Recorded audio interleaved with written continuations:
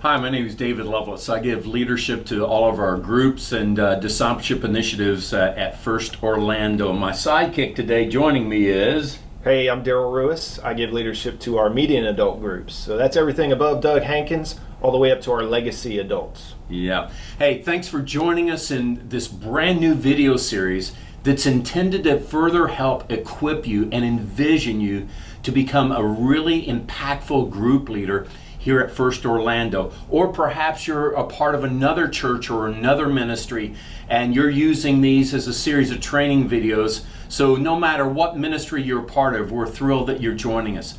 This whole series is intended to help you understand what are the 5 most fundamental, absolute essentials that can really impact the ability of you to have a compelling, breakthrough kind of group experience with other people that becomes a transformative experience not only for them, but also for you as a leader. So big congrats for tuning into this, all right? So you probably received a copy, you should have already, either a PDF of this or a hard copy that we want to encourage you to use in all these video sessions that will really help you as we go along to understand where we're going with the discussion and be able to take notes on it. So let me encourage you to use this while you're watching this. However, if you're listening to this in the car, do not use the study guide, okay? We will not be responsible for such things, all right? Now, for some of you, you're brand new to what it means to lead a group. And if so, that's terrific. We want you to primarily just hone in, focus in on session 1 and 2 for a while until you kind of get some reps under your belt, okay? Others of you have been leading groups for a long time, and we're going to encourage you to kind of equally focus on all the sessions, even though probably session 2, 3, 4, and 5 will be even more applicable, but it probably won't hurt to listen to this session 1. So, Daryl, let's talk about, in session 1, we really talk about what does it mean to start a brand new group. When do you know it's time to start a new one, and when do you know when to end it? A lot of people have heard about starting a group. Very few have heard about ending it, so we'll get to that in just a moment. But when we think about how does a person begin a group, a life group, or something like that, why don't you tell people one of a couple of different ways that we do it around here? Yeah, so here at First Orlando, obviously we're trying to start a ton of new groups to meet the need of all the people that call First Orlando home. And so in order to do that, we need more and more people starting groups. And we've got several ways for this to happen. You have maybe been a part of our Discover experience and know that coming out of Discover, we like to start groups with brand new people there who are trying to get their feet on the ground at First Orlando. Maybe you've heard about our launch parties and you've been to one of those. We're trying to, through our launch parties, start groups focused on where you live in the neighborhood, where you live in this city, whether you live northeast, southeast, etc. We do what we call launch parties. Yep. And out of that, we start brand new groups. Some of you are veterans of the faith and you've been in a group for a long time, and maybe you'll find some of these resources helpful to kind of be a refresher to your group. Yeah. And sometimes we get what I call hard chargers, David. They're just out there. They come to us and they say, hey, I want to start a group. I'm thinking about starting a group at my workplace over lunch or in my neighborhood. And we want to help those folks as well. Absolutely. So a lot of you, we've basically already helped you start a group and initially populate it. That's right. But let's lean in a little bit more to that last category. Some of you are just starting a group on your own from scratch, either because we've challenged you to do that or you've just felt a prompting the Holy Spirit to do it. Either way, that's fine. So here are a couple of things we would encourage you to consider. We would encourage you to think about making a list of 10, 12, 14 people that you know that are coworkers or friends or family members, people like that. Make a list of those, but make a list of people like that that that you've noticed they have some sort of spiritual hunger or yearning. They want to grow further spiritually. Also look for people that you think you would like to hang out with, and you think they would like to hang out with each other, okay? So learn to look for people like that, people that are yearning for perhaps a little more authentic community. And so make a list of those 10, 12, 14 people, and then we would encourage you to sit down and meet with each one of them You can either call them or you can meet with them. Just don't text this, okay? Have some sort of personal connection with them and say, hey, so I'm thinking about starting just a 5-week study. So I wouldn't make it about, we're about to start a group that's going to last for 3 lifetimes, okay? But we're just going to, I'm thinking about putting together a group of like-minded people that, you know, they want to grow further spiritually and they want to develop relationships. And your name kind of came to my mind. And so I'm thinking we would meet either every week for 5 weeks or every other week for 5 sessions. And would you be interested in being a part of something like this? And by the way, at the end of the 5 weeks or 5 sessions, we'll stop and evaluate how it's gone, and maybe people will go, hey, this has been great, but I don't think I need to do any more of it. No cry, no foul on that. Or others may go, you know what, this has been so helpful, I'd like to continue in this process, and then you'll be able to do that. And then to lean in that conversation, say, so would you just prayerfully consider this? And how about if I reach back out to you 3 days from now, give a specific timetable, and see whether or not and confirm with you. And then from that, you know, hopefully you'll have gathered a group of 6 or 8 people for that. Is there anything you would add to that, Daryl, in making that kind of invite where you're creating really a group, assembling them on your own? Yeah, I would say you probably already have in mind some people that you have a natural connection with. You already had some sort of conversation with them that you know they have some sort of spiritual appetite, as you said. And as you start to list out those people, I would say definitely be prayerful about it. Number one, you know, ask God to go ahead of you even before you make that ask to them, and just prepare their heart. The other thing I would say is just make it as natural as possible. You know, this isn't a sales pitch. This is an invitation into your life, and perhaps into your own home. And so I would say as you're being prayerful about who those 10, 15, 20 people that you're going to list out of, and hopefully end up with 6 or 10 of them in your home, just approach it in the most natural way that you can. This is an authentic invitation. Yeah.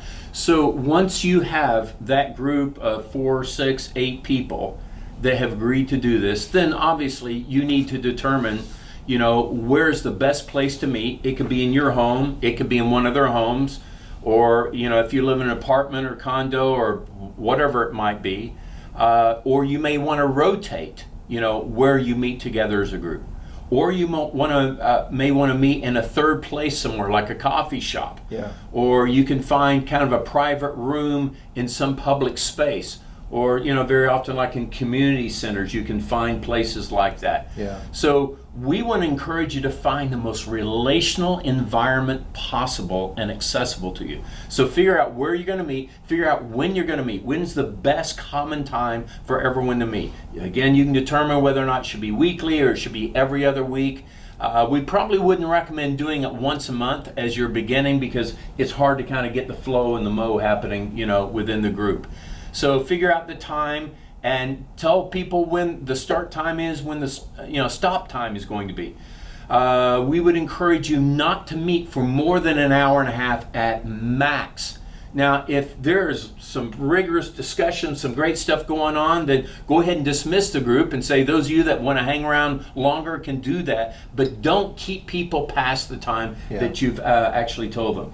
So, Daryl, we know a second part of this is once we've kind of assembled our group, whether we've helped them do that or they've done that on their own, kind of the second thing we want them thinking about is kind of who can assist them. Yeah, Talk to us about why this is important. Well, you know, honestly, we want to take a little bit of the burden off of you by recommending that you find someone to come alongside you and partner. And it may be somebody someone who can partner with you in terms of facilitating. Maybe that's just the fact that you're going to be traveling one week and you need someone to fill that gap for you.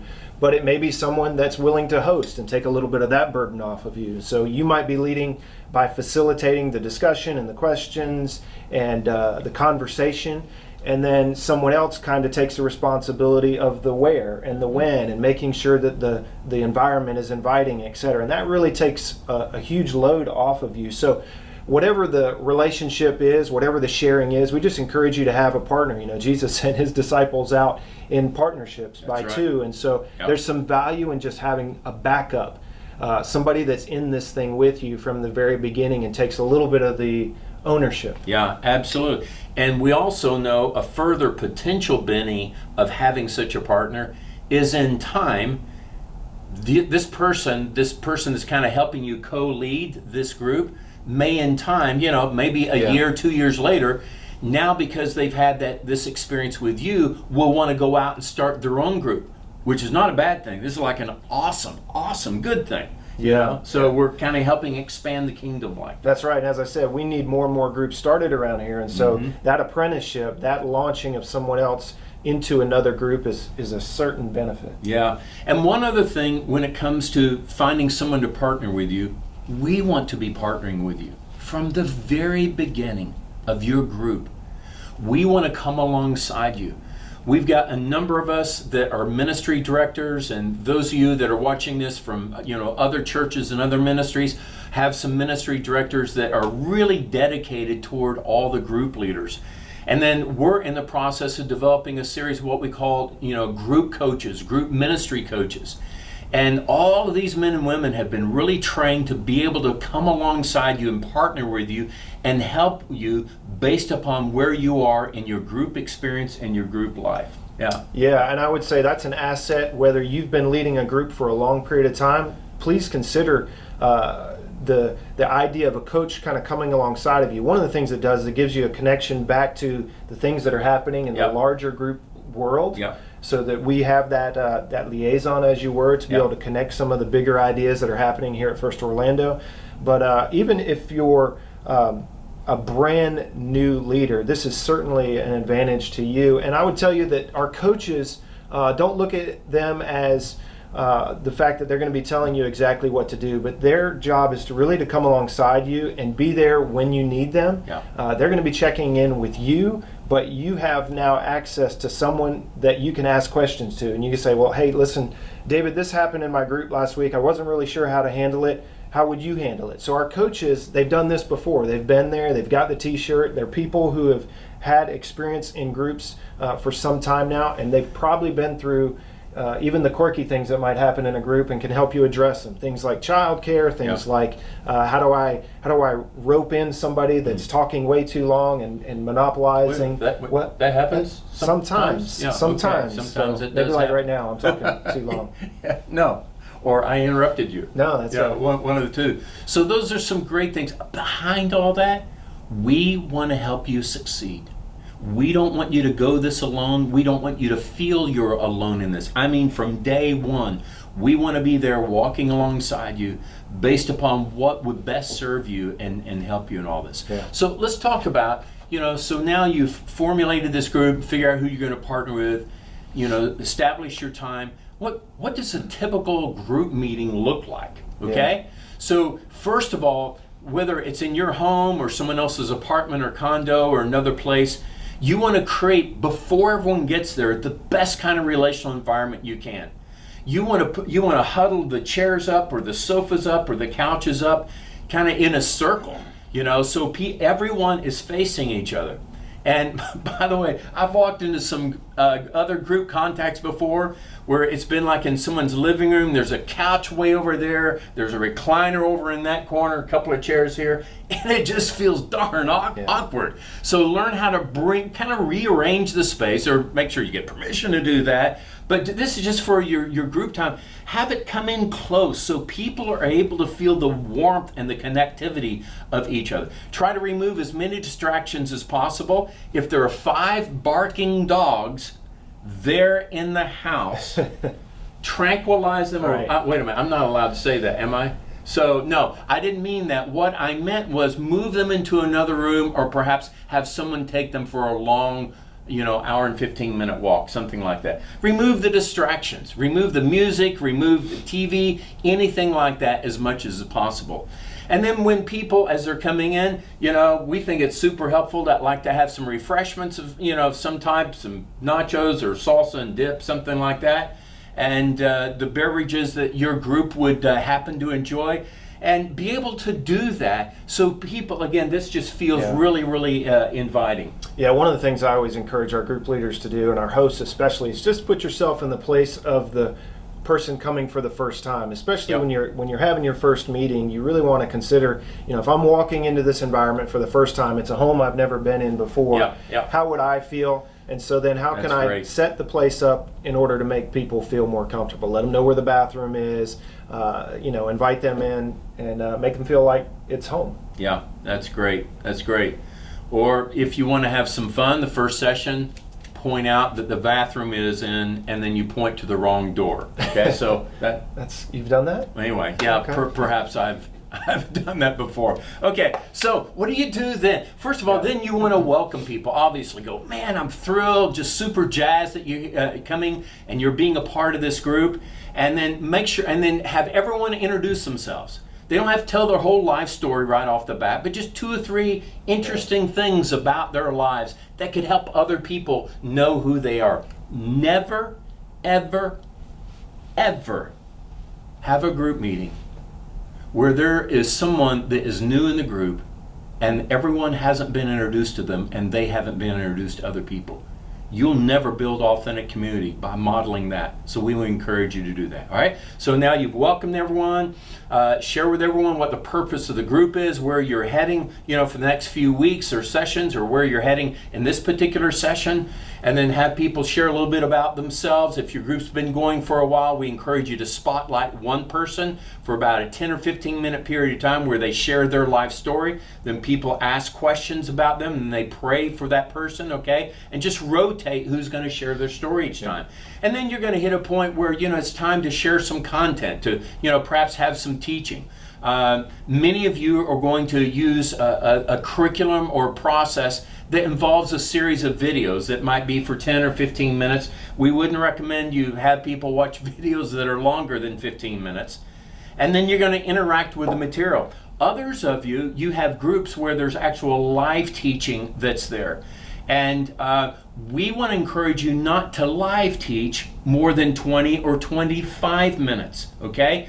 Because there needs to be plenty of room for discussion in all of that. And speaking of discussion, what comes after the teaching part?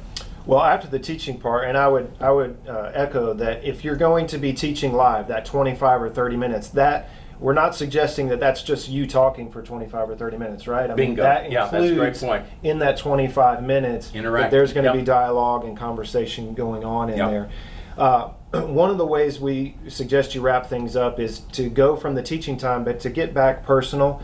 Ask people what's going on in their life. We typically call this prayer request time, right? But this isn't just to check the box, list your prayer request around the circle deal. This is an opportunity to engage in an authentic manner to really fulfill the purpose of the group, which is as you're growing closer to God, you're growing closer to each other. And so as you wrap up and you're asking for prayer requests, we really encourage you to make this a time where you're showing each other that what's going on in their life, wins and losses, the positive stuff, the negative stuff really matters to each other, and you're going to pray about it. Yeah, that's great. So you got through the content, you've discussed it together as a group for 20, 25 minutes, and you want to help everyone think like this. So as a result of our session together today, our group time together, what do you sense God's saying to you? And what do you think you should do about it? Because those are really the 2 pivotal questions of all spirituality. What's God saying now, today, tonight, this afternoon, and what am I going to do about it? And let people share that with each other. That can be also a great way of prayer, right? Yeah, praying for one another, affirming each other in prayer around those very things, as well as, to your point, whatever needs there are. And then you wrap it up. Thank people for coming. Encourage them to be back the next time. And really, we find it's really healthy, especially in the formation stages of a group, if someone that said they wanted to be there wasn't able to be there, to call them, to text them, check and see how they're doing, and see if anything you can do for them and encourage them to come back. Right? Absolutely. And you mentioned this earlier, but I would echo it as well. Make sure you honor their time. If you've said it's going to end at a certain time, do your best to end at that certain time. Even if people are going to hang out, go ahead and give people permission to leave. There's something about honoring their time, especially in these first few weeks, that will encourage them to come back. They're going to know they're not going to be there longer than you've asked them to be there. So give them permission to leave if they need and hang out if they want to. Yeah. So before we wrap up session 1, let's bring in one other interesting topic. When do you know it's time to end a group? Wow. Yeah, so when is it time to end a group? It may be that the group tells you when it's time to end the group, right? And we're not just like talking if about no one's coming there anymore. Right. So it may be obvious when it's time to end your group. But I think the bigger point here is that groups are an organic, natural thing. And they may have a lifespan that's different than what you expect. It may be that your group meets these first 4 or 5 weeks as a test drive, as an experiment group. Yep. And at the end of it, you say, you know what, this, for whatever reason, it's not worth continuing. It may be that a few of you decide to continue and then you find other people to supplement. Yep. It may be that as your group continues, you begin to look at this on a semester basis. Let's talk about the next 6 months, guys, and we're going to commit to that. Or maybe we're going to commit to a year. I think you've said it a few times that in your experience, you found that most groups have a lifespan of about 2 years before they need some sort of shift? Yeah. The optimum life cycle for any type of group is about 2 years. And the reason for this is that the group usually starts with a specific purpose based upon the season that people are in, or the cycle or the chapter that they're living out in their life. But we know over time, things change. And so while this group was super relevant to me in the past, it may not be as relevant because my life has changed. Right. That says nothing negative about the group or the group leader. This is just part of the natural cycle of life. Yeah.